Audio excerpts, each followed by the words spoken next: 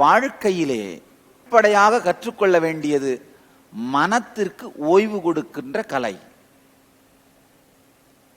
தேவைப்படும் போது உபயோகம் பண்ணிட்டு தேவையில்லாதப்ப ஆஃப் பண்ணி வைக்க முடியணும். இப்ப அந்த மனத்தை ஆஃப் பண்ணி வைக்கிற கலையைத்தான் நிர்விகல்ப சமாதின்னு சாமி சொல்றேன்.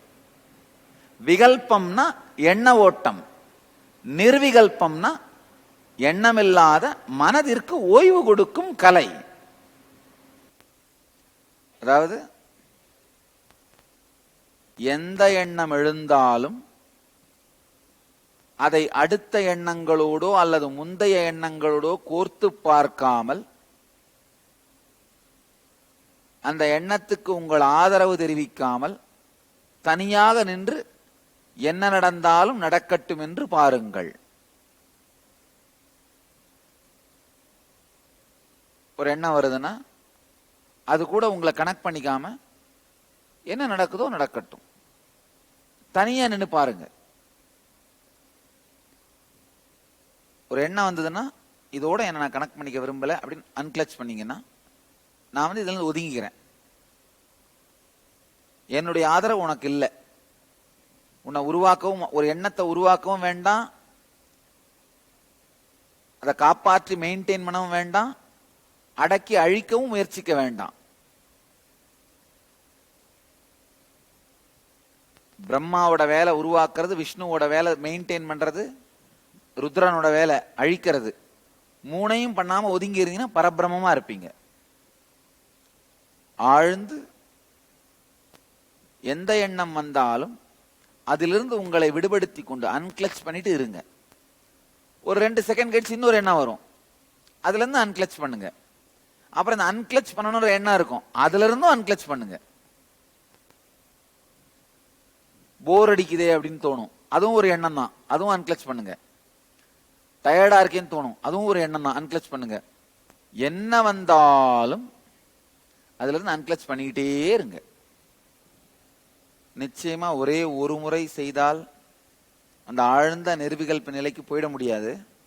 சித்திரமும் கைப்பழக்கம், செந்தமிழும் நாப்பழக்கம், தியானமது மனப்பழக்கம். சில நாட்களாவது அதை ஆழ்ந்து ஆழ்ந்து முழுகினீங்கன்னா மட்டும்தான் அந்த அன்கிளச்சிங் அப்படிங்கிறது நடக்கும். எனக்கு அன்கிளச்சிங் நடந்த கதையை சொல்றேன், கேளுங்க. இந்த அருணகிரி யோகீஸ்வரர் மண்டபம், எனக்கு சின்ன வயசுல இருந்தே இந்த சாதுக்களை பார்ப்பது இதெல்லாம் ரொம்ப பிடிக்கும். சன்னியாசிகள் யார் வந்தாலும் அவங்களுக்கு நமஸ்காரம் பண்ணி சாப்பாடு கொடுத்து கேர் எடுத்து பார்த்துப்பேன். ஒரு தடவை ஒரு 11 வயசு இருக்கும் பொழுது இந்த அருணகிரி யோகீஸ்வரர் மண்டபத்துக்கு பக்கமா நான் நடந்துகிட்டு இருந்தேன். திடீர்னு அந்த சின்ன குகை ஒன்று இருக்கு பாத்தீங்களா, குகை மாதிரி ஒரு சின்ன மண்டபம் இருக்கு பாருங்க, மண்டபத்துக்கு கீழே இருக்கிற அந்த சின்ன மண்டபம், அது உள்ள இருந்து ஒருத்தர் வெளியில வந்தார்.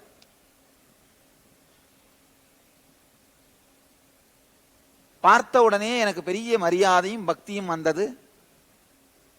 ஏன்னா நல்ல ஆஜானு பாகுவாக நீண்ட தலைமுடியோடு ஒரு 30 வயது மதிக்கத்தக்க ஒரு இளம் சந்நியாசி, இடுப்புல மட்டும் காவி உடுத்தி, தோல்ல ஒரே ஒரு டவல் மட்டும் இருந்தது, ருத்ராட்சம் போட்டிருந்தார், நெத்தி நிறைய நீரு. பார்க்க அந்த தோல்ல இருந்து அந்த ஒளி வந்தது, ஸ்கின் ஷைன் ஆயிட்டு இருந்தது. பார்த்த உடனே ஒரு ஆழமான ஈர்ப்பு. அவருடைய காலை விழுந்து தொட்டு நமஸ்காரம் பண்ண, அவரும் தலையில கை வச்சு ஆசீர்வாதம் பண்ணி விசாரிச்சார், யார் நீ, எந்த தெரு பையன், எந்த வீட்டு பையன். கொஞ்ச நேரம் பேசிட்டு இருந்தோம்.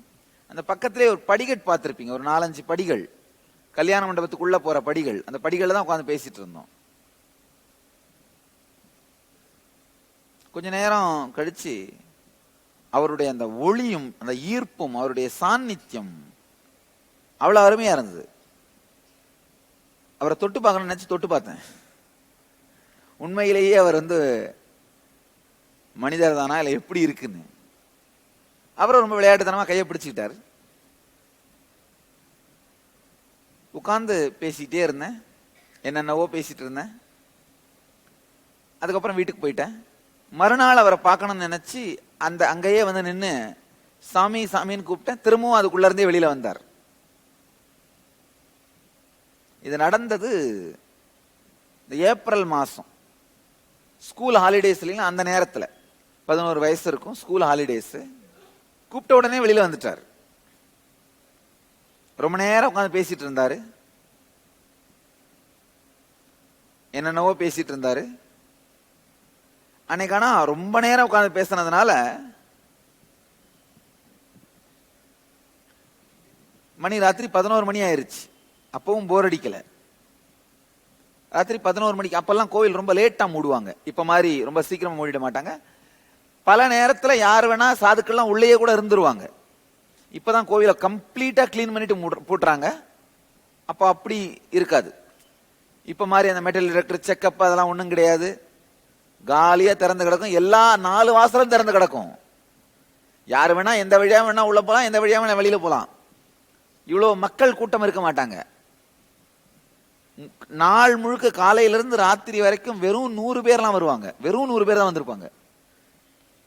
இன்னைக்கு ஒரு நாளைக்கு ஆவரேஜா 8000 பேர் தரிசனம் பண்றாங்க. வெறும் 100 பேர் வந்துட்டு போவாங்க. மொத்த கோவிலுடைய உள்ள வந்திருக்க நண்பர்களுமே 100 பேர் தான் இருப்பாங்க. ஸோ ராத்திரி 11 மணிக்கு அந்த வாட்ச்மேன் கதவை பூட்டணும் அப்படிங்கிறதுக்காக மணி அடிச்சுட்டே கோயிலை சுத்தி வருவாங்க. அது இந்த கோயில மட்டும் பழக்கம். மணி அடிச்சுட்டே கோயில், அப்படின்னா எல்லாரும் வெளியில போங்கன்னு அர்த்தம். மணி அடிச்சுட்டே வந்ததுனால அவர் சாமி சொன்னாரு, இந்த மாதிரி போப்பா, போய் வீட்டுக்கு போயிட்டு வா, போய் தூங்கிட்டு வா அப்படின்னு. வீட்டுக்கு வந்த அப்புறம் தான் பளிச்சுன்னு முதல் முறையாக எனக்கு புரிஞ்சது, அவரை விட்டுட்டு என்னால இருக்க முடியலன்னு. முதலாக ஒரு ஆழமான ஈர்ப்பை வாழ்க்கையில உணர்ந்தேன். ஒரு ஆழமான ஒரு ஈர்ப்பு, என்னால விட்டுட்டு இருக்க முடியல. எப்ப திரும்ப கோவிலுக்கு போலான்னு பார்த்துட்டே இருக்கேன். ஆனா காலையில் 4:30 மணிக்கு தான் திறப்பார்கள். இப்பதான் ரொம்ப சீக்கிரம் பூட்டி லேட்டா திறக்கிறாங்க. அப்ப 11 மணிக்கு மேலதான் பூட்டுவார்கள். பூட்டுறதுன்னா ஆக்சுவலா அந்த வாட்ச்மேன் போய் ஒரு லாக் பண்ணி வைப்பார், அவ்வளவுதான். உண்மையில கோயிலுக்குள்ளேயே நம்ம தங்கணும் அப்படின்னு நினைச்சு தங்கணும்னா யாருமே நம்மளை கண்டுபிடிக்க முடியாது. அந்த மாதிரிதான் இருந்தது.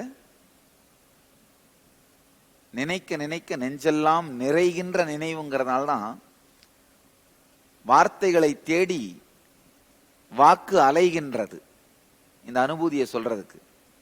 இதுவரைக்கும் இந்த அனுபவத்தை 1000 தரம் சொல்லி இருப்பேன்.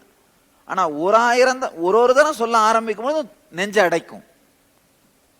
இந்த அருணகிரி யோகீஸ்வரனும் அதை பார்த்தேன். அதாவது அவர் ரேடியேட் பண்ற அந்த எனர்ஜி, அந்த உடலோடு ஒட்டாமல் பொங்கி பெருகுகின்ற எனர்ஜி, சக்தி.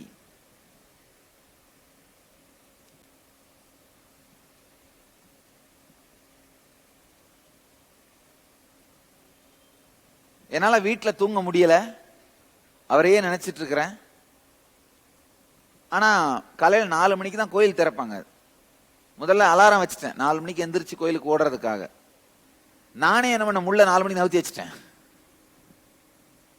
நகர்த்தி வச்சுட்டு நானே ரெடி ஆயிட்டு கோயிலுக்கு வெளியில போய் உட்கார்ந்துட்டு இருந்தேன். வாட்ச்மேன் கோயில கதவை திறந்த உடனே உள்ள ஓடி போய் நேரம் அந்த சமாதிக்கு தான் போனேன். அப்ப அது சமாதின்னு எனக்கு தெரியாது, அது ஒரு குகை கோயில் நினைச்சிட்டு இருந்தேன். போய் அவரை கூப்பிட்டேன், சாமி சாமின்னு. உடனே வெளியில வந்துட்டாரு. திரும்பவும் அன்னைக்கு முழுக்க உட்கார்ந்து பேசிக்கிட்டே இருந்தாரு, என்னென்னவோ சொன்னாரு. அரிய பெரிய விஷயங்கள், கேள்விகள் கேட்டார், பதில் சொன்னேன். அவர் நான் கேட்கறதுக்கு அவர் பதில் சொன்னார். ஆழமான ஒரு நட்பு தன்மையோடு கூடிய குரு சிஷ்ய உறவு வாழ்க்கையிலே அடைவதற்கு அரிய மிகப்பெரிய விஷயம். இப்ப என்கிட்ட ஒருத்தர் வந்து வாழ்க்கையில அடைவதற்கு அரிய மிகப்பெரிய விஷயம் என்னன்னு கேட்டார்னா என்லைட்டன்மெண்ட் சொல்ல மாட்டேன். ராமகிருஷ்ணர் ஒருத்தர் கேட்கிறார், வாழ்க்கையிலேயே மிகப்பெரிய விஷயம் என்னன்னு. அவர் என்லைட்டன்மெண்ட் சொல்லல, குருவோடு குலவி அருகில் வாழ்தல்னு சொல்றாரு.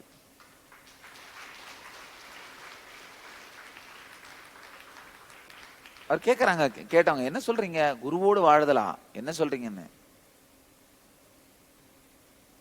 ஒரு சொல்ற நீயே ஞானம் அடைஞ்சிட்டா கூட உனக்கே அந்த பொறுப்பும் வேலையும் வந்துடும். ஞானம் அடைஞ்ச உடனே சும்மா இருக்க முடியாது. அந்த சக்தியை மற்றவர்களுக்கு கொடுத்தாக வேண்டிய பொறுப்பு வந்துடும். எப்படின்னா நாமளே சர்க்கரை ஆயிடுற மாதிரி. நாமளே சர்க்கரை ஆயிட்டா அவ்வளவு பெருசா இனிக்காது. எறும்பா இருந்து சர்க்கரை கட்டியை சாப்பிட்டுட்டே இருந்தா தான் இனிக்கும்.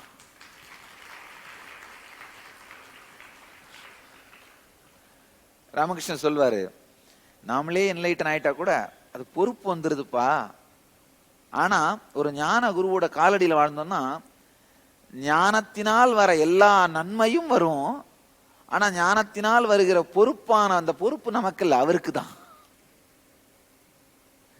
இது என்னன்னா எல்லா அட்வான்டேஜும் எந்த டிஸ்அட்வான்டேஜும் கிடையாது. பொறுப்பு இல்லாத அட்வான்டேஜ் மட்டும் அப்படின்னு சொல்வாரு. ஒரு ஞான குருவின் காலடியில் வாழ்வது, ஒரு சரியான தலைவனின் காலடியில் வாழ்வது, பொறுப்புகள் எதுவுமே எடுக்காத சுதந்திரமான பெரிய நல்வாழ்க்கை. அதாவது பொறுப்பெடுத்தாதான் சுதந்திரம் வரும். சுதந்திரம் வந்தாலே பொறுப்பு வந்துடும்.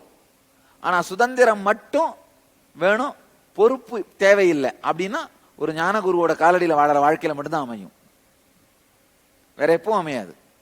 இந்த அருணகிரி யோகீஸ்வரரோடு நான் வாழ்ந்த காலம் அந்த மாதிரி காலம். என்னுடைய வாழ்க்கையினுடைய உச்ச உணர்வு காலம், பீக்னு சொல்றோம்ல, கோல்டன் பீரியட்னு சொல்றோம் இல்லையா, அந்த மாதிரி. என்னென்னவோ கேட்டார், என்னென்னவோ சொன்னார். மூன்றாவது நாளிலிருந்து எனக்கு ஒரு பொறிதட்டியது. அப்பவே இந்த ராமகிருஷ்ணன் அமுத மொழிகள் அந்த புத்தகம் எல்லாம் படிப்பேன் 11 வயசுலயே. ஆஹா, ராமகிருஷ்ணருடைய சீடர்கள் எப்படி அவருடைய உபதேசங்கள் எல்லாம் தொகுத்தார்களோ அந்த மாதிரி நாமளும் தினந்தோறும் இந்த சுவாமி என்ன சொன்னாலும் அதை எழுதி வைக்கலாம்னு எழுதி வைக்க ஆரம்பிச்சேன். 8 நோட்டு புத்தகம் எழுதி வச்சிருந்தேன். அன்னைக்கு நைட்டு வீட்டுக்கு போய் உட்காந்து கட கட கட கடன்னு அவர் என்ன சொன்னாரோ என் நினைவுக்கு வர்றது எல்லாத்தையும் எழுதிருவேன். மறுநாள் எடுத்து அவர்கிட்ட காமிச்சேன். அவர் பார்த்து சிரிச்சுட்டே, சில எழுத்து பிழைகள் இருந்தது, கருத்து பிழை, எழுத்து பிழை, அதெல்லாம் அவர் கைப்பட மாத்தினார் பேனால.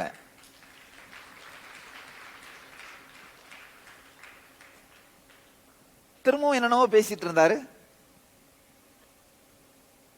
மறுநாள் என்ன பண்ண, வேணும்னே சில எழுத்து பிழைகளை நானே விட்டு எழுதினேன்.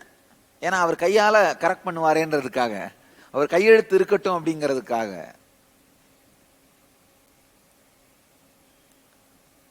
இந்த மாதிரி தொடர்ந்து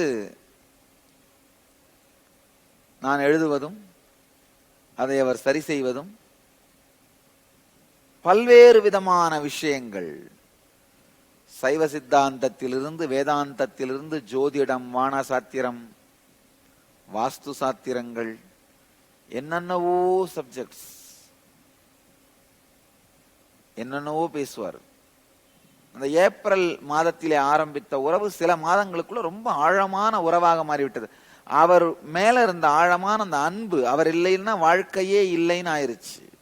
தினந்தோறும் வீட்டுல ஏதாவது கையில கிடைச்சா, அப்பா அம்மா பணம் கொடுத்தா, இல்ல வீட்டுல வேற ஏதாவது அரிசி பருப்பு என்ன அம்மா கொடுத்தாலும், என்னுடைய தாயாருக்கு ஒரு பெரிய நல்ல குணம், தாயார்கிட்ட தான் நான் கத்துக்கிட்ட பெரிய நல்ல குணம், யார் என்ன கேட்டாலும் இல்லைன்னு சொல்லாம கொடுத்துருவார்கள். இந்த மாதிரி இந்த சுவாமிக்கு வேணும்னு கேட்டா என்ன வீட்டுல இருக்கோ அதை கொடுத்து அனுப்பிச்சிருவார்கள். இதே மாதிரி ஒரு 9 மாதங்கள் அவருக்கும் எனக்கும் இருக்கின்ற அந்த குரு சிஷ்ய உறவு ஆழமாக வளர்ந்தது. அவரை மாதிரியே பேசுறது, அவரை மாதிரியே உட்கார்ந்துருப்பேன், அவரை மாதிரியே திங்க் பண்ணுவேன். எல்லாமே அந்த அவருடைய இன்ஃப்ளூயன்ஸ். நட்பு வளர்ந்து அன்பாகி, அன்பு வளர்ந்து பக்தியாய் கனிந்து,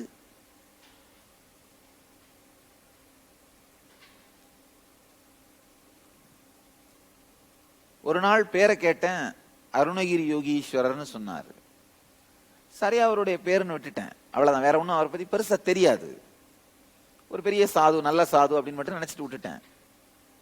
அவ்வளவு யோசிக்கிற அளவுக்கும் வயசும் கிடையாது. ஆனா ஒரு ஆழமான ஈர்ப்பு, உங்களுடைய உயிர் மீது எவ்வளவு ஆழமான ஈர்ப்பு பற்றுதலோடு நீங்க இருக்கீங்களோ அந்த மாதிரி அவர் மீது அந்த பற்றுதல் வந்து விட்டது. ஆழமான பற்றுதல், தியாகம், அன்பு. ஒரு நாள் என்ன நடந்தது, அவர் எப்ப நான் காலையில எந்திரிச்சு காலையில நான் வந்து கூப்பிட்டேன்னா அந்த குகையிலேருந்து வெளியில வருவாரு. அதை நான் குகைன்னு தான் நினைச்சிட்டு இருந்தேன். நைட்டு என்ன வழி அனுப்பிட்டு 11 மணிக்கு போயிடுவார் உள்ள. இப்படியே என் வாழ்க்கை கழிந்து கொண்டிருந்தது.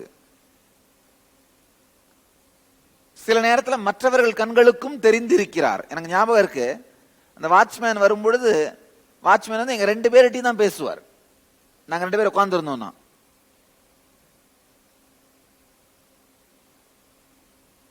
ரொம்ப இனிமையான உறவு. அதுதான் சரியான வார்த்தை, அதுதான் இனிமையான உறவு, ஆழமான உறவு. சும்மா உட்காந்து பேசிட்டு இருந்தாலும் அவர் கையோ காலையோ பிடிச்சிட்டே தான் உட்காந்து பேசிட்டு இருப்பேன். எனக்கு ஒரு நம்பிக்கை, கையை பிடிச்சிட்டே இருந்தா கரண்ட் வந்துகிட்டே இருக்கணும், எனர்ஜி. இல்ல காலை பிடிச்சிட்டே இருந்தா அந்த எனர்ஜி வந்துகிட்டே இருக்கும்னு. அவருடைய ஆழமான அன்பினாலேயே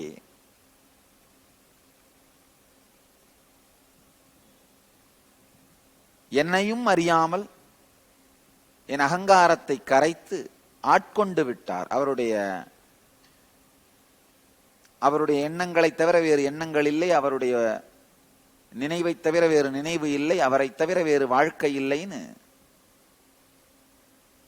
மனம் மலர்ந்திருந்தது அவரை நோக்கி. ஒரு நாள் திடீர்னு என்ன பண்ண, சும்மா இல்லாம, சாமி என்ன உங்க குகைக்குள்ள அழைச்சிட்டு போங்களேன், நீங்க எங்க இருக்கீங்கன்னு பார்க்கலாமேன்னு. அதுக்கு என்னப்பா அப்படின்னு கையை பிடிச்சு இழுத்தார். வா போலான்னு. இதே குகைக்குள்ளதான் போனார். எனக்கு தெளிவா தெரிஞ்சு நானும் உள்ள போறேன் அப்படின்னு. சில நிமிடங்கள் ஒரு இருண்ட பாதையில போற மாதிரி இருந்தது. திடீர்னு ஒரு பெரிய ஓப்பனிங். வெளியில வந்தா மலையில இருந்தோம். மலையில ஒரு நட்ட காடு, நடுக்காட்டுல பெரிய ஒரு ஆலமரம் இருந்தது. அதுக்கு கீழே ஒரு ஆசனம். ஆசனத்துக்கு முன்னாடி ஒரு 10-15 சன்னியாசிகள், வயதானவர்கள், நீண்ட தாடியோடு ரிஷிகளை போல அமர்ந்திருந்தார்கள். இவர் போன உடனே நேரம் அந்த குருபீடத்துல இவர் உட்கார்ந்தார். அப்பவே எனக்கு தெரிஞ்சது இதுதான் இவருடைய ஆசிரமம்னு, அவர் தங்கி இருக்கிற இடம்னு. அவர் உட்கார்ந்த தோரணை, இவர்கள் எல்லாம் கொடுத்த மரியாதையை பார்த்தோன்னே தெரிஞ்சது அவர் தான் குருன்னு, அந்த இடத்தோட குருன்னு. நானும் அந்த கூட்டத்தோட உட்கார்ந்தேன். பேசிக்கொண்டே இருந்தார். அந்த கூட்டத்தில் இருந்த ஒரு சன்னியாசி ஏதோ ஒரு கேஷுவலா ஏளனமா ஒரு கமெண்ட் அடிச்சார். இந்த கூட்டத்தில் இவர் மட்டும் தான் சன்னியாசி இல்லைன்னு என்ன பார்த்து சொன்னாரு. எனக்கு அடி வயிற்றுல இருந்து வந்தது கோவம், நம்ம குண்டலினி எந்திரிச்சிருச்சு. வந்த கோவத்தினால, யாரு சொன்னது நான் சன்னியாசி இல்லை, நானும் சன்னியாசி தான். சின்ன வயசுல இருந்து எனக்கு ஒரு தெளிவான முடிவு, என் வாழ்க்கை சன்னியாசம் தான். 5 வயசுல இந்த கிராமத்துல எல்லாம் தாய் மாமன்கள் நீச்சல் கத்து கொடுப்பாங்க குழந்தைங்களுக்கு. சுரக்கா ஓட்ட வயிற்றுல கட்டி கிணத்துல போட்டுருவாங்க. தானா அப்படியே தத்து பித்துன்னு அடிச்சு மேல வந்துட வேண்டியதுதான். சோ ஒரு தரம் 5 வயசுல என்னுடைய மாமன்கள் வீட்டுல இருந்த மாமன்கள் எல்லாம் எல்லா குழந்தைகளையும் கூப்பிட்டு ஒருத்தரா நீச்சல் கத்துக்கிட்டு பழக்கிட்டு இருக்காங்க. கிராமத்துல இருக்கிற அந்த கிணத்துல. அடுத்து என் முறை என்னை இறக்கி விடலான்னு அந்த சுரக்காய் ஓட்டை என் வயிற்றுல கட்டுறதுக்கு பாக்குறாங்க. சுரக்காய் ஓடு தான் அப்ப அந்த மிதக்கிற டியூப், இல்லைன்னா பானையை கவுத்து போட்டு குதிக்கணும். சுரக்காய் ஓடு எடுத்து எனக்கு கட்டுறதுக்கு ரெடியா எடுத்துட்டு வந்தாங்க. நான் சொன்னேன், நான் சன்னியாசி, நீந்தக்கூடாது. நம்முடைய சாஸ்திரங்கள்ல சில விதிகள் இருக்கு. சன்னியாசி தானே அடுப்பை பற்ற வைத்து சமைக்க கூடாது, நீந்தக்கூடாது, குதிரை ஏறக்கூடாது, கடல் தாண்டக்கூடாது, இதெல்லாம் இருக்கு. காரணம் என்னன்னா, ரிஸ்கான எந்த வேலையும் செய்யக்கூடாதுன்றதுக்காக. சன்னியாசிகள் நம்பரே கம்மி. இந்த மாதிரி ரிஸ்கான வேலைகளை செஞ்சு விபத்துக்கள்ல சிக்கி அழிஞ்சு குறைஞ்சிட போயிடக்கூடாது, இறந்துடக்கூடாது, குறைஞ்சிடக்கூடாதுன்றதுக்காக அந்த விதி ஏற்படுத்தினாங்க. ஆனா சின்ன வயசுல எனக்கு ஒரு ஆழமான அந்த விதிகள் ஒவ்வொன்றையும் விடாமல், அந்த அக்ஷரம் பிசகாமல் ஃபாலோ பண்ணுவேன். இப்ப நான் சொன்ன சன்னியாசி நான் நீந்தக்கூடாது. அதாவது எதிர்கால வாழ்க்கை சன்னியாசி தான் அப்படிங்கிறது ரொம்ப ஸ்ட்ராங்கா இருந்தேன். இனியும் நான் சத்தம் போட்டதை கேட்டோடனே அருணகிரி ஈஸ்வரர் சொன்னார், இல்லப்பா இல்லப்பா இல்லப்பா நீ கவலைப்படாத, நீ மட்டும் தான் காவி போடலன்னு சொன்னார், அவ்வளவுதான் தவிர நீ சன்னியாசியில நீ யாரும் சொல்ல முடியும் அப்படின்னாரு. நான் உடனே அப்ப நீங்களே கொடுங்களேன்னு சொன்னேன். உடனே அவர் என்ன பண்ணாரு, பக்கத்துல இருந்த ஒரு சன்னியாசியை கை காட்டினோடனே அவங்க எடுத்து வந்து கொடுத்தார்கள். நான் எந்திரிச்சு போனேன். அப்பெல்லாம் அந்த ஸ்கூல் பசங்க ஸ்கூலுக்கு போகலைன்னா கூட அந்த ஸ்கூல் யூனிஃபார்ம் மட்டும் தான் போட்டுட்டு இருப்பாங்க. சம்மர் வெக்கேஷன்ல கூட அதே அந்த ட்ரெஸ் தான் போட்டுட்டு இருப்பாங்க. ஸோ அந்த ப்ளூ கலர் அரை டிராயர்னு சொல்லுவாங்க, அதான் போட்டுட்டு இருந்தேன். அதை பளிச்சுன்னு கழட்டி போட்டேன் இந்த காவி போடுறதுக்காக. இவர் உடனே அந்த காவியை அழகா சுத்தி விட்டாரு, அவரே இடுப்புல சுத்தி விட்டாரு. எனக்கு ஒரே குஷி, சாமியே காவி கொடுத்துட்டாரு. அங்க உட்கார்ந்து அந்த சன்னியாசிகள் அவங்க துணியை எவ்வளவு கலர் எல்லாம் ஒட்டி ஒட்டி பார்த்தேன், அவங்க துணி என் துணியை எடுத்து ஒட்டி ஒட்டி பார்த்தேன். உங்க கலர் மாதிரியே நானும் போட்டிருக்கேன் பார். கடைசியா அந்த குகையில இருந்து வெளியில அழைச்சிட்டு வந்துட்டாரு. டைம் ஆயிருச்சுன்னு வந்துட்டு, அப்பனே நீ வீட்டுக்கு போ, நேரமாச்சு அப்படின்னு அழைச்சிட்டு வந்து விட்டுட்டாரு. திரும்ப அதே குகை வழியா, இருண்ட குகை வழியா வந்து இந்த மண்டபத்து வழியா வெளியில வந்துட்டோம். அவர் என்கிட்ட தெளிவா சொல்லி இருந்தாரு, என்ன நீ பாக்குற பேசுற தினந்தோறும் என் கூட பழகிட்டு இருக்கன்னு யார்கிட்டையும் சொல்லக்கூடாது அப்படின்னு. ஆனா அந்த காவி வாங்கின அந்த குஷி,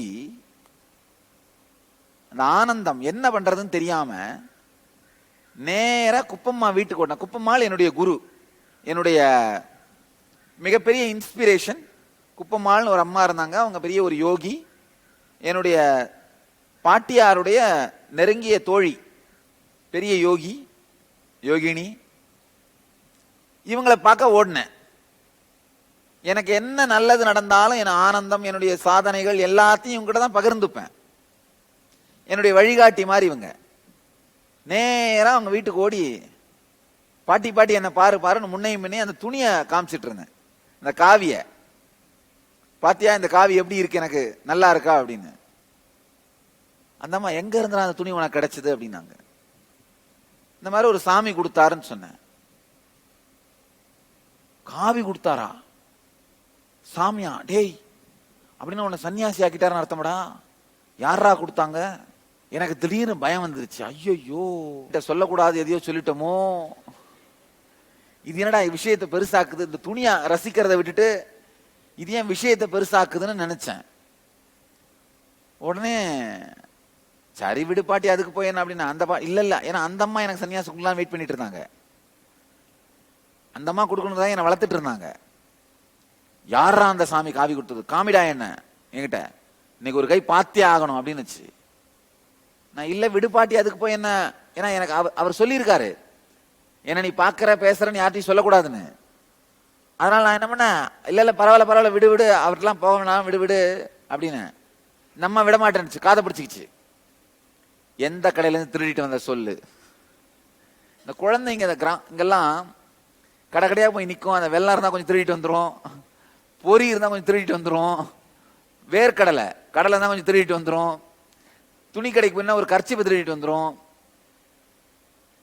அந்த மாதிரி நான் திருடிட்டு வந்துட்டேன் அப்படின்னு இந்த அம்மாவுக்கு கோபம். எந்த கடையில திருடிட்டு வந்த சொல்லு, ஒழுங்கா திருப்பி கொடுத்துடலாம், உன்னுடைய தாத்தாட்டியே சொல்லிடுவேன், உதவுனாங்க. எனக்கு ஐயோ என்னடா பெரிய பிரச்சனை மாட்டிட்டேன், சொன்னாலும் வம்பு, சொல்லலைனாலும் வம்பு, இது என்னடா பிரச்சனை இது அப்படின்னு கடைசியா சொல்லிட்டேன்.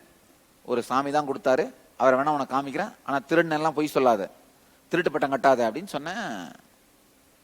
சொன்னதான் அந்த அம்மா சரி வா போலான்னு என் காதை பிடிச்சி தர அழைச்சிட்டு வருது. நேரா இந்த மண்டபத்திட்ட வந்தோம். இங்க வந்த உடனே சாமின்னு கூப்பிட்டேன். முதல் முறையா வெளியில வரல. 9 மாசம் எப்ப கூப்பிட்டாலும் வெளியில வந்துருவாரு. வெளியில வரலன்னு எனக்கு பயம் வந்துருச்சு. இந்த அம்மா என் காதை பிடிச்சி திருகிட்டு இருக்கு. இந்த பாட்டி, ஏய் உங்களுக்கு தெரியும் கிராமங்களெல்லாம் குழந்தைங்களை அடிப்பாங்க. இப்பதான் பெற்றோர்கள் அடிக்கலாம் முடியாது, அடிச்சா பசங்க திருப்பி அடிக்கிறாங்க. அப்பெல்லாம் கிராமத்து குழந்தைங்கலாம் அடி விழும். அப்பா அம்மா மட்டும் இல்ல, தாத்தா பாட்டி ரோட்ல போற வரவெல்லாம் கூட அடிப்பான். ஏதாவது தப்பு பண்ணா உடனே அடிப்பாங்க. அது மட்டும் இல்லாம இது கிராமங்கிறதுனால எல்லாரையுமே எல்லாருக்கும் தெரியும். இன்னைக்கும் என்னால ரோட்ல இறங்கி நடந்தேன்னா ஒருத்தரையும் பேர் சொல்லி கூப்பிட முடியும். இந்த 4-5 தெரு, அதுக்கு மேல வளர்ந்த ஊர்லாம் எனக்கு தெரியாது. இந்த 4-5 தெரு ஒரு வீட்டில் இருக்கவருடைய பேரும் என்னால சொல்லி கூப்பிட முடியும். ஏன்னா இங்க அந்த மாதிரி அந்த கிராமத்துப்புறமா வாழ்க்கை. யார் வேணா குழந்தைகளை கண்டிப்பாங்க. அந்த அம்மா காதை பிடிச்சிட்டு நின்றுட்டு இருக்கு. ஏய், உண்மையை சொல்லு, இல்லைன்னா உதவிழும் அப்படின்னு. நான் சொல்ல, இல்ல பாட்டி இரு, இங்கதான் இருக்காரு அந்த சாமி, இந்த குகைக்குள்ளதான் வருவார் அப்படின்னு சொன்னேன்.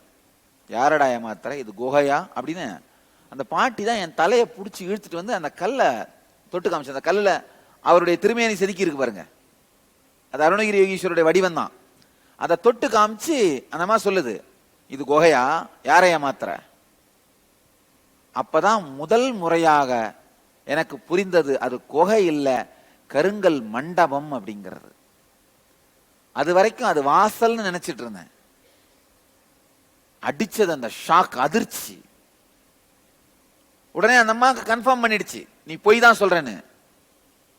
பொய் தானே சொல்ற, இது குகை, இதுல இருந்து சாமி வந்தாரு, காவி கொடுத்தாரு. என்னடா கதை சொல்றியாடா, எந்த கடையில திருடின, உண்மையை சொல்லு. காதை நல்லா திருவுறாங்க.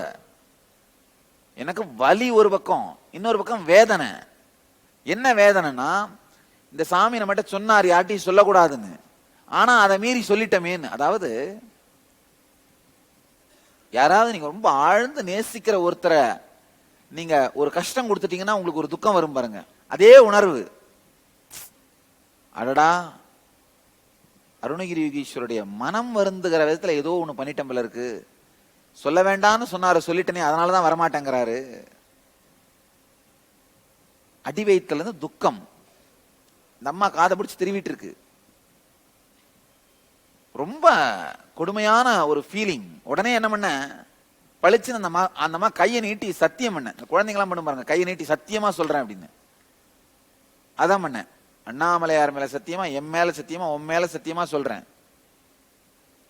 அவர் தான் வந்தார், அவர் தான் கொடுத்தார், இங்க இருந்தா ஒரு சன்னியாசி வந்தார் அப்படின்னு கையில அடிச்சு சத்தியம் பண்ண. சத்தியம் பண்ணதான் அந்த அம்மாவுக்கு நான் நினைக்கிறேன், நான் கொடுத்த முதல் எனர்ஜைசேஷன் அதான் நினைக்கிறேன். அந்த சக்தி உள்ள போனதும் நான் பொய் சொல்றேன் அப்படின்னு அந்த அம்மாவுக்கு இருந்த அந்த தவறான எண்ணம் மறைஞ்சு போயிருது. மறைஞ்சு போயிட்டு பளிச்சுன்னு அந்த அம்மாவோட ஆட்டிடியூடே மாறிடுது. உண்மையிலேயே சொல்றியாடா, பேர் என்னடா சொன்னாரு அப்படின்னாங்க. அருணகிரி யோகீஸ்வரன் சொன்னாரு பாட்டி. எனக்கு என்னன்னா அந்த திருட்டு பழி நம்ம கிட்ட இருந்து போனா போதுன்னு, அதுதான் ஏன் பயம்.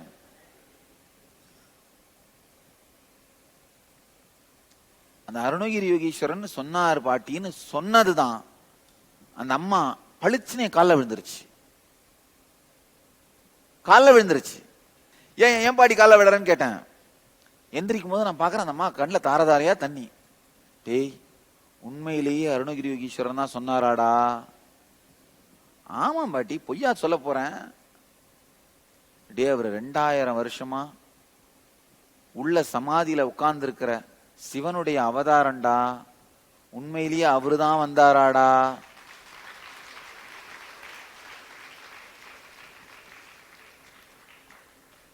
எனக்கு அடி வயித்துல தூக்கி வாரி போட்டுச்சு. அந்த பாட்டிக்கிட்டே என்னால பதில் சொல்ல முடியல. என்ன பண்ண, அதெல்லாம் எனக்கு தெரியாது, ஆனா அருணகிரி யோகீஸ்வரன் சொன்னாரு, ஒரு சன்னியாசி இதுலதான் வெளியே வருவாரு, இதுலதான் உள்ள போவாரு, இதான் எனக்கு தெரியும். அந்த பாட்டிக்கு சரி, இதுக்கு மேல என்னால உங்ககிட்ட பேச முடியாது, எனக்கு தலையை வலிக்குது, எனக்கு தலையை சுத்துது, என்னை விட்டுறப்பா அப்படின்னு என்னை விட்டுட்டு அங்க ஓடி போயிருச்சு. வீட்டுக்கு போயிட்டாங்க அவங்க. எனக்கு இந்த அம்மா சொன்னது அப்படியே பிளாஷ்பேக் மாதிரி ரீல் ஆகுது.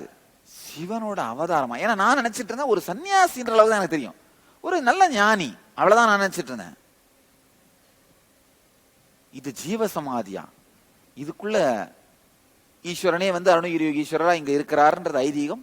இன்னமும் அண்ணாமலையார் கோயில்ல பூஜை பண்றதுக்கு முன்னாடி அருணகிரி யோகீஸ்வரருக்குத்தான் பூஜை. நல்லா தெரிஞ்சுக்கோங்க. அந்த மந்திரத்தை சொல்லி அருணகிரி யோகீஸ்வரர் ஆவாகனம் பண்ணி அவருக்குத்தான் பூஜை.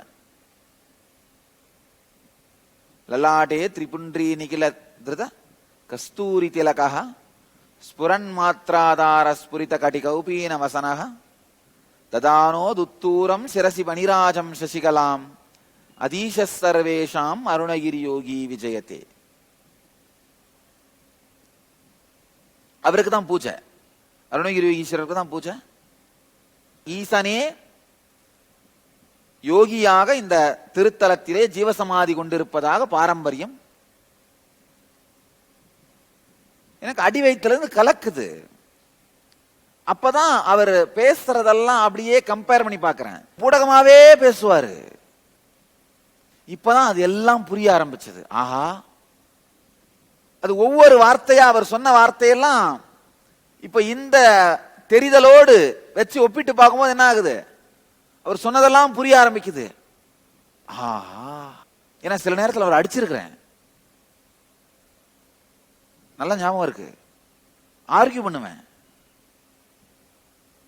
உங்களுக்கு தெரிஞ்சது அவ்வளவுதான் சொல்லுங்க. சரியான வாத திறமை அப்பவே. நாக்கு சரஸ்வதி நாக்காச்சு. என்னுடைய ஆர்கியூமெண்ட்ஸை கவுண்டர் பண்ண முடியலன்னா அவர் என்ன பண்ணுவார், ஜஸ்ட் என்ன தொட்டுருவாரு. தொட்ட உடனே நான் பண்ண ஆர்கியூமெண்ட்லாம் மறந்து போயிடும். அந்த டெவலப் பண்ணிட்டே வந்து அந்த ஆர்கியூமெண்ட் மறந்து போயிடும். மறந்து போயிட்டு சப்ஜெக்ட் மாத்திருவேன். அந்த வார்த்தைகள் ஒன்னொன்னா சொன்னதெல்லாம் புரிய புரிய ஒரு பக்கம் உடம்பு முழுக்க பூரிப்பு, ஆனந்தம். 9 மாசம் குருவாக இருந்த வழிகாட்டியது கடவுளேவா. ஒரு பக்கம் உடம்பு முழுக்க சும்மா சர்க்கரையால திணிச்ச மாதிரி ஆனந்தம். ரத்தமெல்லாம் இனிக்குது. உள்ள ஓடுறது ரத்தமா தேனான்னு தெரியாத அளவுக்கு உடம்பெல்லாம் இனிக்குது. இன்னொரு பக்கம் ஐயோ, அவர் சொன்னதை கேட்காம அவருக்கு சங்கடம் கொடுக்கிற மாதிரி, அவர் மனம் வருந்துற மாதிரி எதையோ பண்ணிட்டோமே அப்படின்னு நினைக்கும் பொழுது, அதனால தானே வரமாட்டேங்கிறாரு, ஒருவேளை இதுக்கு மேல வராமலே போயிடுவாரோன்னு நினைச்ச உடனே உடம்பு முழுக்க விஷமே ஓடுற மாதிரி துக்கம், வலி. பாகவதத்துல வியாசர் ரொம்ப அழகா சொல்றாரு. ஒரு நாள் ராத்திரி அந்தி சாஞ்சிருச்சு, பௌர்ணமி நிலவு உச்சிக்கு வர்ற நேரம் 11-12 மணி இருக்கும். நிதுவனத்திலே, நிதுவனம்னா ஒரு அடர்ந்த காட்டு பகுதி, புதர் பகுதி. சோ புல்லாங்குழல் வாசிக்கிறாரு. ஒரு கோபிகை வீட்டுல படுக்கை அறையில அவளுக்கு அந்த குழல் ஓசை கேக்குது. கேட்ட உடனே பெட்ல இருந்து துள்ளி எந்திரிச்சு வெளியில ஓடி வரா. வெளியில இந்த மாமியாரும் நாத்தனாரும் உட்கார்ந்துட்டு இருக்குதுங்க. நாத்தனாருக்கு அப்பதான் மாமியார் தலைவாரி விட்டுட்டு இருக்கிறா. சீப்பை வச்சு ஈர் எடுத்துட்டு பேன் எடுத்துட்டு தலைவாரி விட்டுட்டு இருக்கிறா. இந்த கோபிகை நடுநடுங்கி போறா. இதுனடா இந்த நேரத்துல இங்க உட்கார்ந்துட்டு தலைவாரிட்டு இருக்குங்களே. அந்த உத்தரத்தை பிடிச்சிட்டு அப்படியே நிக்கிறா. ஒரு பக்கம் அந்த கிருஷ்ணனுடைய கானம் பிடிச்சு இழுக்குது. அந்த இனிமையான நினைவுகள், கிருஷ்ணனுடைய குழலை கேட்கும் பொழுதே அந்த நினைவுகள், ஆனந்தம், அது ஒரு பக்கம் பொங்குது. இன்னொரு பக்கம் இந்த 2 பூதமும் முன்னாடி உட்காந்துட்டு போக விடாம பண்ணுது. நாத்தனாரும் மாமியாரும். இந்த போக முடியாதனால துக்கம்.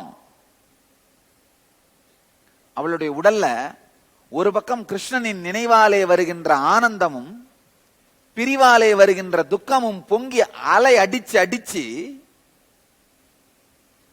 பொங்கற துக்கத்தால கெட்ட கர்மங்கள் எரிஞ்சு, பொங்கற ஆனந்தத்தால நல்ல கர்மங்கள் எரிஞ்சு, 2 கர்மம் தான் உங்களுக்கு இருக்கு. ஆனந்தம் நல்ல கர்மத்தெல்லாம் பூர்த்தி பண்ணிடுச்சு, சொர்க்கவாசம் முடிஞ்சிருச்சு. துக்கம் கெட்ட கர்மத்தெல்லாம் எரிச்சிருச்சு, நரகவாசம் முடிஞ்சிருச்சு. 2 கர்மம் போயிருச்சுன்னா அப்ப என்னதான் கடைசியில ஞானம் தான் மிஞ்சும். ஞானம் அடைந்து அப்படியே உடம்ப விட்டாளாம். பொங்கின துக்கத்தால் கெட்ட கர்மங்கள் அழிந்து, பொங்கின ஆனந்தத்தால் நல்ல கர்மங்கள் அழிந்து, இருந்த இடத்துல அப்படியே சரிந்து விழுந்து இறந்தாள். உடலை விட்டு ஜீவன் முக்தி அடைந்தாளாம். அதே உணர்வு அந்த நேரத்தில் எனக்குள்ள. ஒரு பக்கம் அவரோடு வாழ்ந்த நினைவுகள், இன்னொரு பக்கம் இதுக்கு மேல வராமலே போயிடுவாரோன்ற பயம். அடி வயிற்றிலிருந்து ரத்தம் முழுவதும் சர்க்கரை மாதிரி இனிக்கின்ற ஆனந்தம் ஒரு பக்கம், இன்னொரு பக்கம் விஷம் மாதிரி வலிக்கிற துக்கம். இந்த ரெண்டும் மாறி மாறி அடித்தது. அடிச்சு அழுது அங்கேயே அப்படியே தூங்கிட்டேன். குழந்தைங்க அழுதுச்சுன்னா அங்கேயே படுத்து தூங்கிரும் பாருங்க. அழுதுகிட்டே இருந்து என்ன பண்ண அப்படியே படுத்து தூங்கிட்டேன்.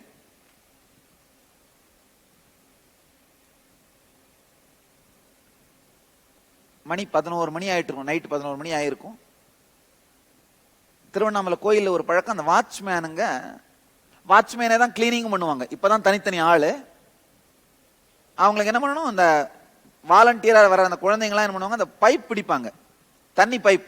அதை பிடிச்சி நம்ம முன்னாடி நடந்து போயிட்டே இருக்கணும். அவங்க பின்னாடி தொடப்பத்தால தரையை கிளீன் பண்ணிட்டே வருவாங்க, கழுவி தள்ளிட்டே வருவாங்க.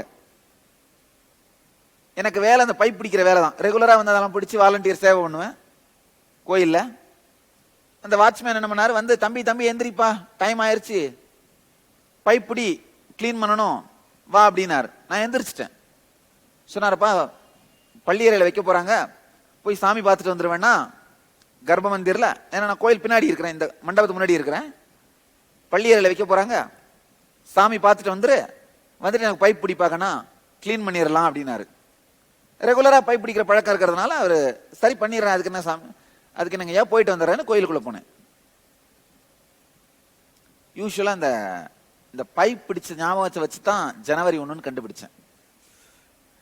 அது அன்னைக்கு நிறைய மக்கள் வந்துட்டு போனதால கிளீன் பண்றாங்க காலையில இருந்து. அதுக்கப்புறம் நினைவுல இருந்து வந்தது, அதனாலதான் கிளீன் பண்ணாங்க அப்படின்னு. எனிஹவ், நடந்து நான் சுத்தி வந்து கோயிலுக்கு அந்த கருவறைக்குள்ள நுழையிறதுக்கு, கருவறையில சாமி பார்க்கறதுக்கு போறேன். யாருமே இல்ல, பூஜாரி யாருமே இல்ல. எல்லாம் அந்த பள்ளி அறைய ஆர்கனைஸ் பண்றதுக்கு போயிட்டு இருந்தாங்க, அதை ரெடி பண்றதுக்காக. நேரா போனா யாருமே இல்ல கருவறையில. கருவறைக்கு கிட்ட போயிட்ட, கருவறைக்குள்ள போக மாட்டேன் எப்பவுமே. கருவறை கிட்ட போய் நிமிர்ந்து பார்த்தா சுவாமி லிங்கத்து மேல உட்கார்ந்து இருக்கார். பார்த்த உடனே எனக்கு அடி வயித்துல இருந்து அந்த குரல், சாமி இங்கேயா இருக்கீங்க? நான் கூப்பிட்டு பார்த்தேன், வரவே இல்லையே சாமி. பாட்டி அழைச்சிட்டு வந்தேன், உங்களுக்கு காமிக்கிறதுக்கு வரவே இல்லையேன்னு. இங்கேயா இருக்கீங்க அப்படின்னு அந்த முழு ஏக்கத்தோடு சாமின்னு கத்தினேன். அவரை தொடர்றதுக்காக கை நீட்டினேன். கர்ப்ப மந்திருக்குள்ள போகல, தொடர்றதுக்காக கை நீட்டினேன். அந்த வினாடி அவரும் கை நீட்டி என்னுடைய உடம்ப தொட்டாரு. இந்த தொட்ட அந்த வினாடி அன்கிளச்சிங் நடந்து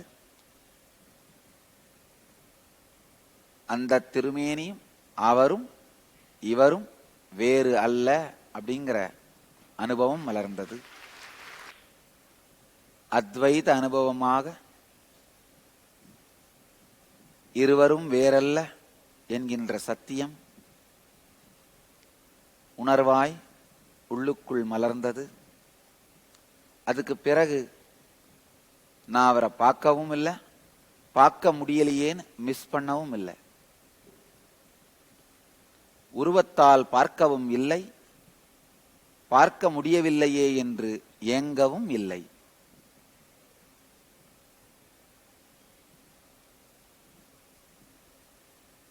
தான் வேறு நான் வேறு என்கின்ற இரண்டையும் கரைத்து ஒன்றாய் உயிர் சக்தியாய்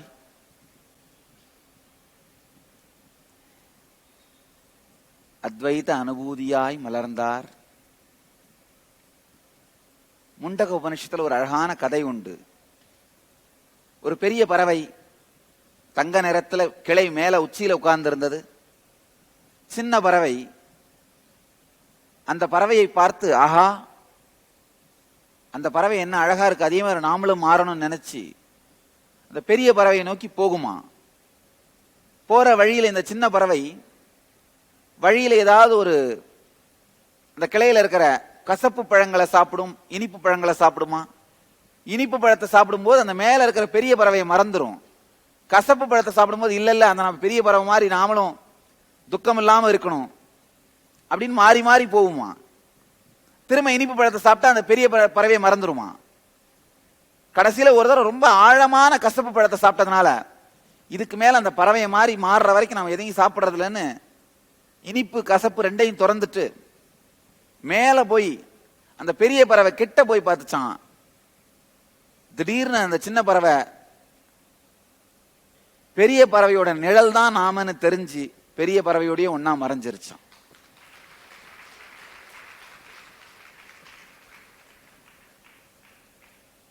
இதையே தான் அருணகிரி யோகீஸ்வரருடனும் உணர்ந்தேன்.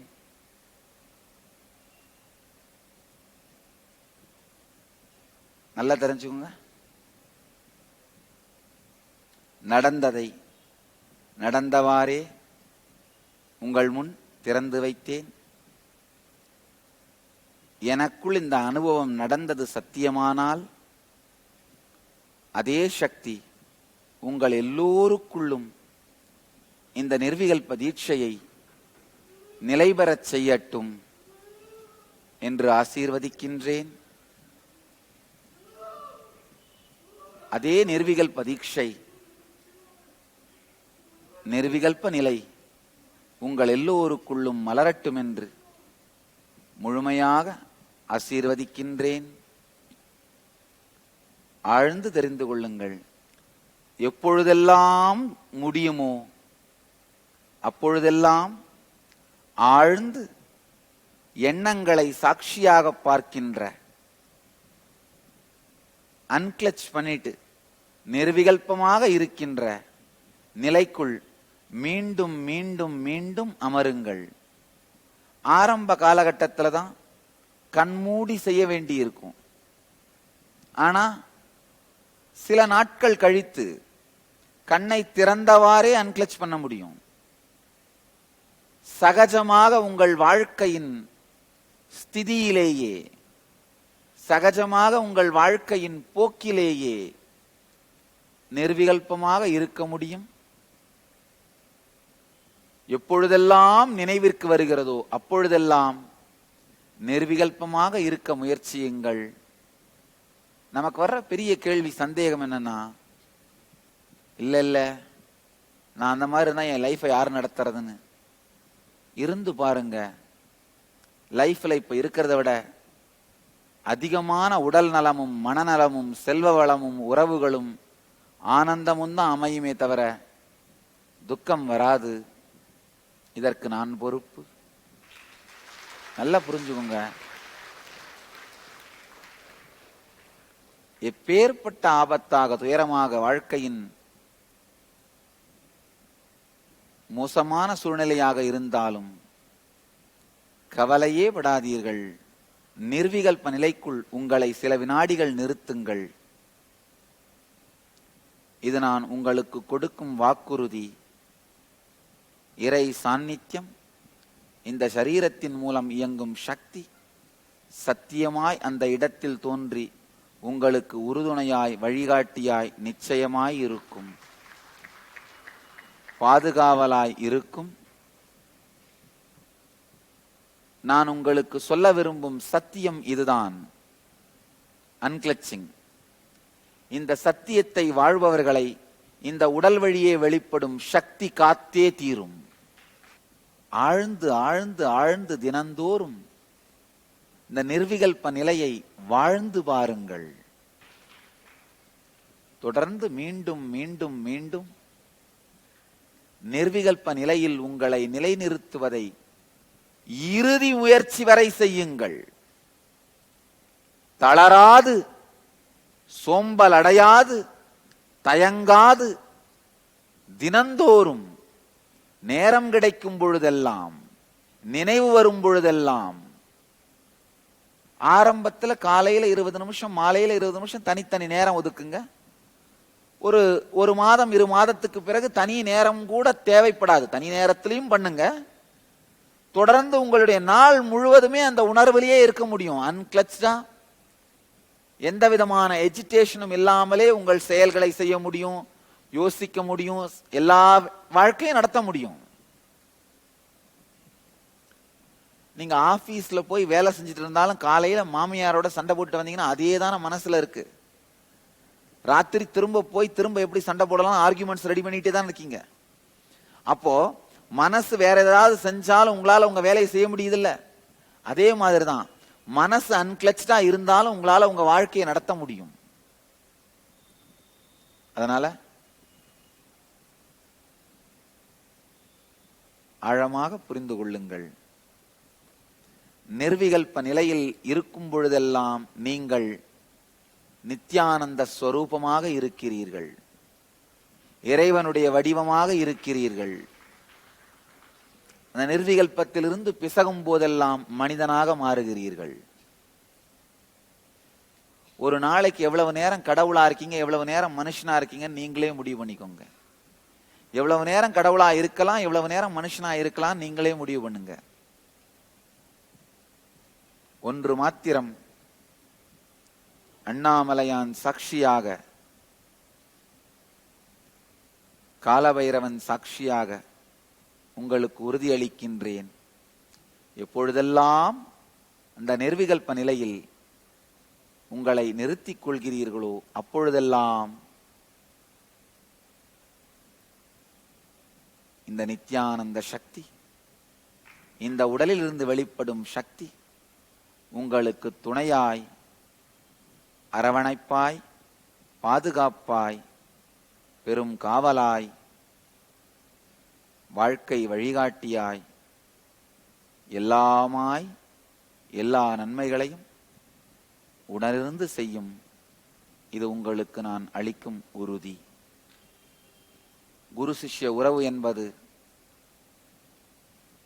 ஜென்ம ஜென்மத்திற்கும் இருக்கும் உறவு. நீங்கள் இந்த ஞான நிலையை அடையும் வரை, நீங்கள் இந்த அத்வைத அனுபூதியை அடையும் வரை இருக்கும் உறவு. நீங்கள் இந்த அத்வைத அனுபூதியை அடையும் வரை உங்கள் எல்லோருக்கும் துணையாயும் காவலாயும் பாதுகாப்பாயும் உடனிருந்து வழிநடத்துவேன் என்று உறுதியளிக்கின்றேன். நீங்கள் அத்வைத நிலையை அடையும் முன் இந்த உடலை விட்டாலும் மீண்டும் ஒரு பிறவி எடுத்தீர்களானாலும் அங்கும் வந்திருந்து வழிகாட்டியாய் உங்களுக்கு வழிநடத்தி இந்த நிலையை நீங்கள் அடையும் வரை ஓயாது உங்களை உத்வேகப்படுத்தி உற்சாகப்படுத்தி இந்த நிலைக்குள் உங்களை கொண்டு சென்று சேர்த்தே தீருவேன். அதே மாதிரி அந்த நிலையை நீங்க அடையறதுக்கு முன்னாடி நான் உடலை விட்டாலும் இந்த உடலின் வழியாக வெளிப்படும் சக்தி உங்களுக்கு துணையாயிருந்து, இறுதி வரை துணையாயிருந்து அந்த நிலையை நீங்கள் அடையும் வரை வழிகாட்டி அந்த நிலையை உங்களை அடையச் செய்தே தீரும். இது உங்களுக்கு நான் கொடுக்கும் உறுதி.